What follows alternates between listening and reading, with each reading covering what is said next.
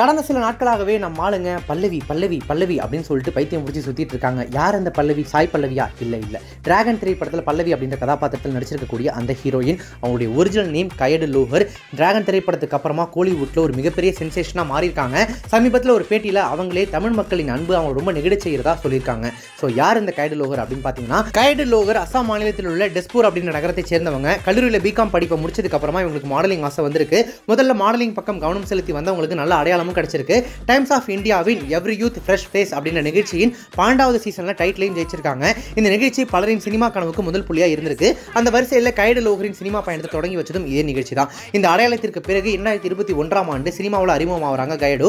அவங்க முகில் பேடே அப்படின்ற கன்னட திரைப்படத்தின் மூலமா சினிமாவில் அடியெடுத்து வச்சாங்க. இந்த திரைப்படம் ரிலீஸ் ஆகி ஒரு வருஷம் ஆகிறதுக்குள்ளாகவே மலையாளம், தெலுங்கு என அடுத்தடுத்து வலம் வர தொடங்கிட்டாங்க. அப்படி 2022ஆம் ஆண்டு 19ஆம் நூற்றாண்டு அப்படின்ற மலையாள திரைப்படம் வெளியானது. அதே ஆண்டு இவங்க நடிச்ச அல்லூரி அப்படின்ற தெலுங்கு திரைப்படமும் வெளியானது.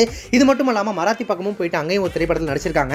ஐ பிரேம் யூ அப்படின்ற அந்த மராத்திய திரைப்படம் 2023ஆம் ஆண்டு வெளியானது. இப்படி அடுத்தடுத்த திரைப்படங்களை நடிச்சுக்கிட்டே இருந்தாலும் அவங்களுக்கான அந்த கரியர் பிரேக்கிங் மூமெண்ட் அப்படின்னு ஒன்று வரவே இல்லை. அதுக்காக காத்துட்டு இருந்தாங்க. அந்த நேரத்தில் தான் கயடு லோஹருக்கு தமிழ் சினிமாவில் இருந்து அழைப்பு வந்திருக்கு. அந்த வாய்ப்பை இறுக்கமா பிடிச்சிக்கிட்டு தற்போது டிராகன் திரைப்படத்தின் மூலமா தன்னை நிரூபிச்சிருக்காங்க.